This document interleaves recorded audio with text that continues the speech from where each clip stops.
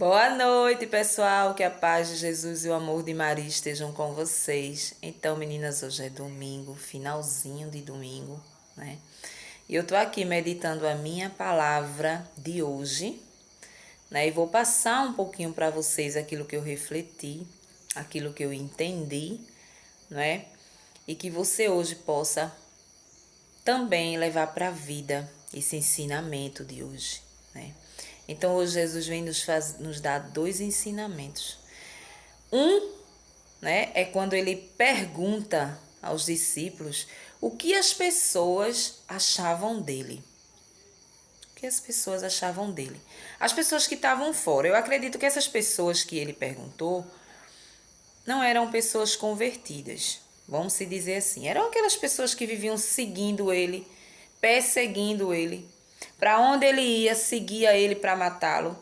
Então, eu imagino que sejam essas pessoas, porque existe duas perguntas aqui. Existe a pergunta que é direcionada ao povo e existe a mesma pergunta que é direcionada somente aos discípulos, ou seja, os discípulos já eram pessoas convertidas, não é? Os discípulos, eles já eram pessoas convertidas. Então, a gente que um dia conheceu a palavra de Deus, a gente pode se enquadrar aí, né, nos discípulos de Jesus. Então, Jesus vai, pergunta: o que dizem por aí que eu sou? Aí os discípulos vai e dizem: uns dizem que tu és João Batista, outros dizem que tu é Elias, outros dizem que tu é um Messias, que tu és um profeta, enfim. Cada um com uma opinião diferente, né? Resumindo, nenhum desses ainda tinha colocado ele no patamar que ele merecia, no lugar que ele merecia, não é?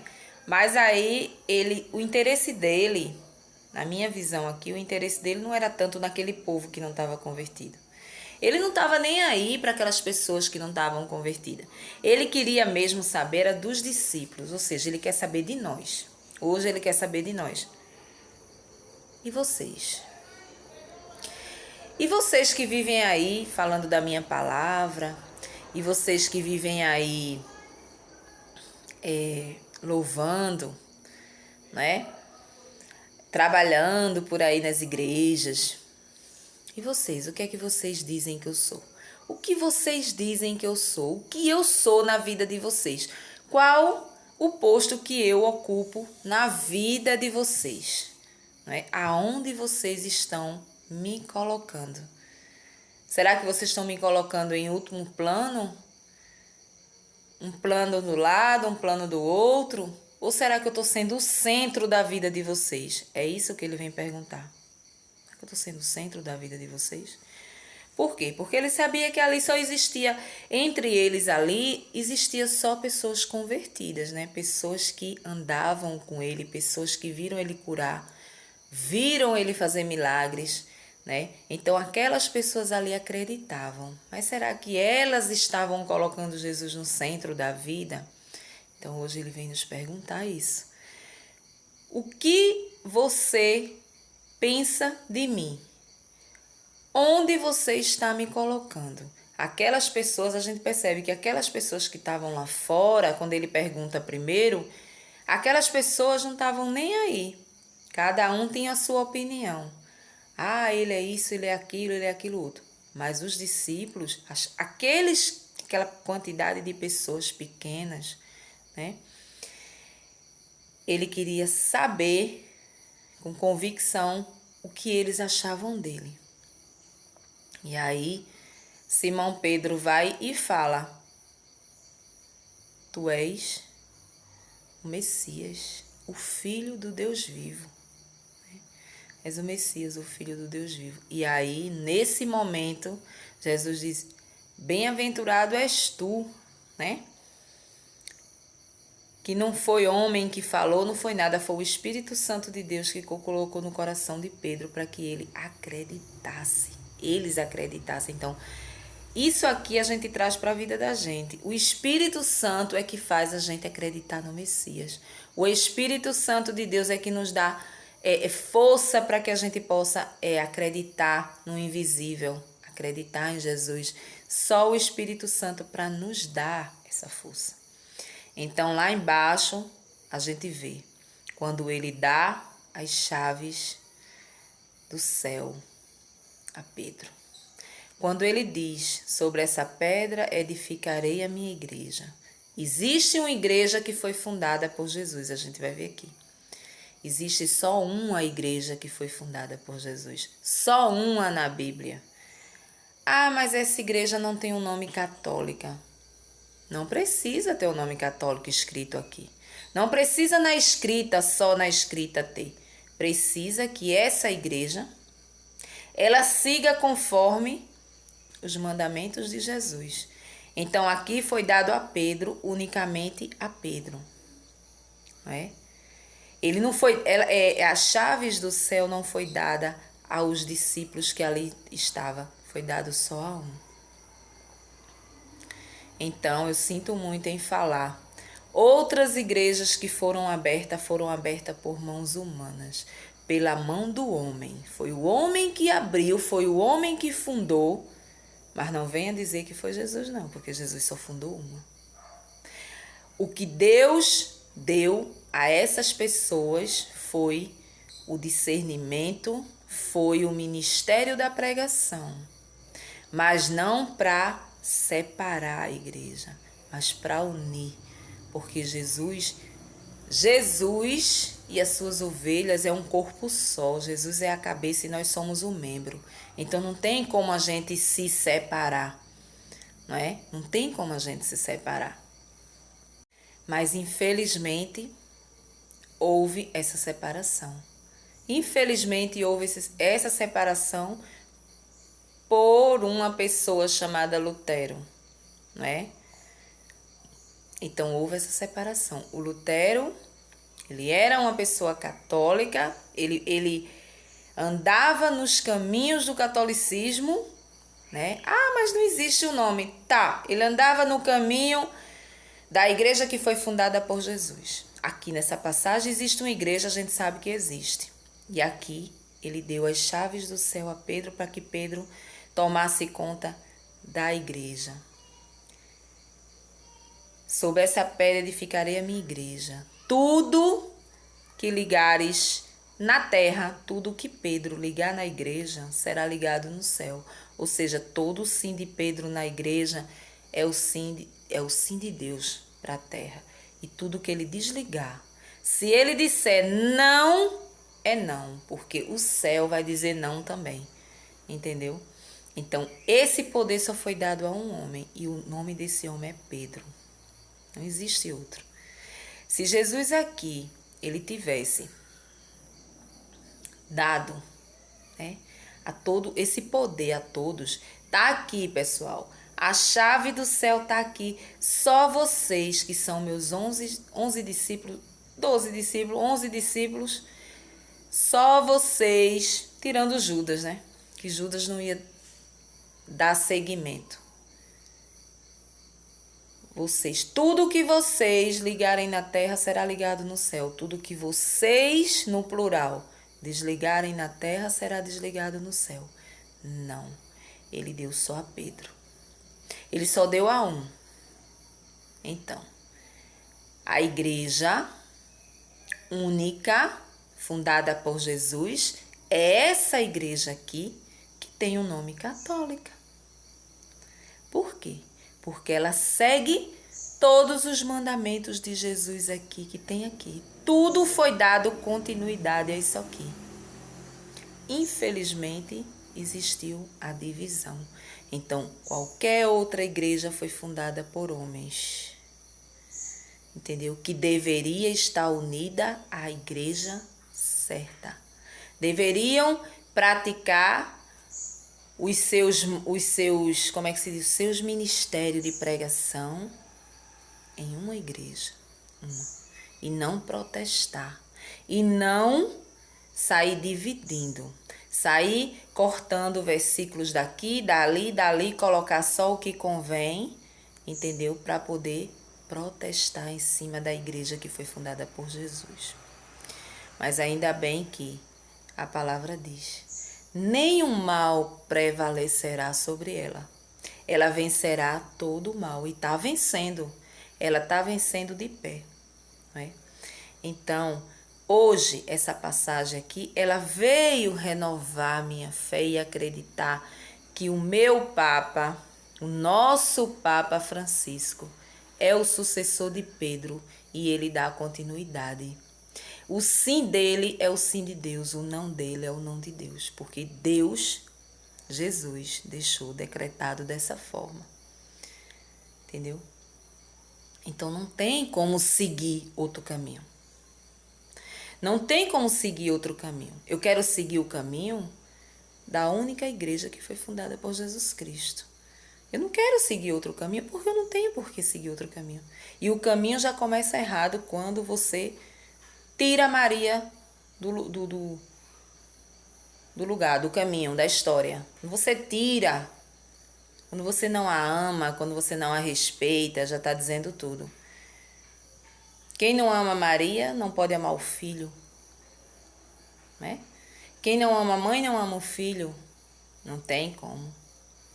Porque se tu não ama a mãe, se tu ignora a mãe, tu tá maltratando o filho. Qual é o filho que gosta de ver a mãe dele sendo maltratada, sendo humilhada, né? Sendo blasfemada? Não tem como, né? Então, a palavra hoje, essa palavra aqui, ela diz tudo. Ela confirma tudo, né? Agora, voltando aqui em cima, o que eu pude meditar aqui, quando ele faz essa pergunta: o que dizem que eu sou?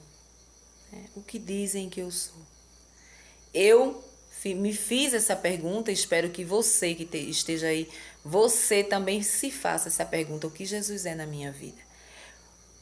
Aonde é que eu estou colocando Deus na minha vida? Aonde é que eu estou colocando Deus na minha vida? Porque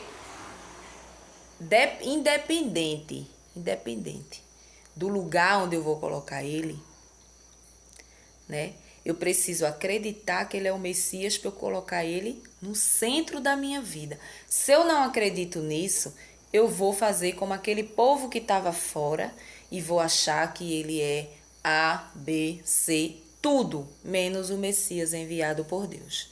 Então, Ele vai ficar na minha vida em qualquer lugar. Vou colocar Ele em qualquer lugar. Não.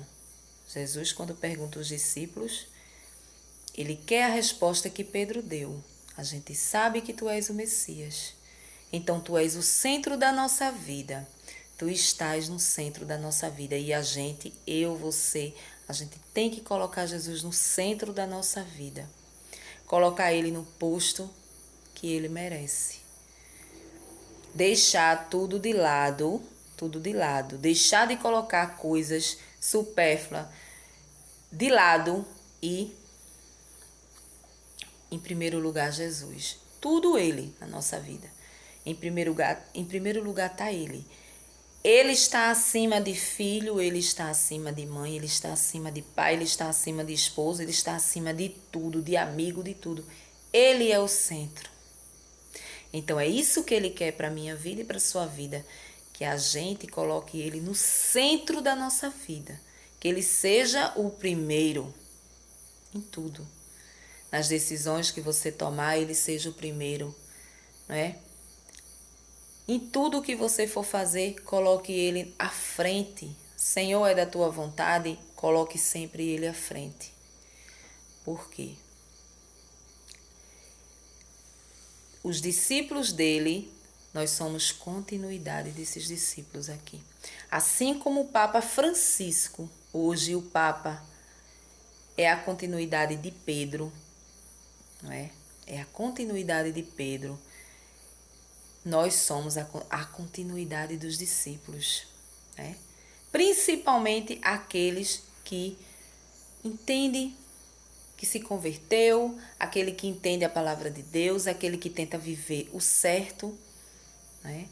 Mas muitas vezes a gente está vivendo aquilo ali, mas a gente coloca Jesus aonde? Lá atrás. Jesus muitas vezes fica lá atrás da nossa vida, né?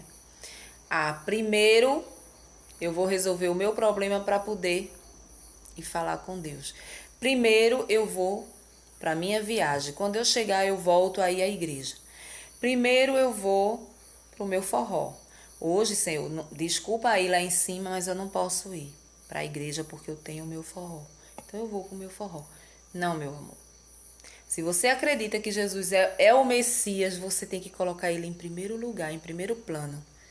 Primeiro eu vou à igreja agradecer a Deus, vou lá fazer o meu papel de cristã. E depois eu vou no forró. Né? Depois eu vou no forró. Eu indo moderadamente, eu indo com a consciência tranquila de que vai dar tudo certo, de que eu não vou pecar, de que eu não estou com intenção de fazer nada, não é nada demais.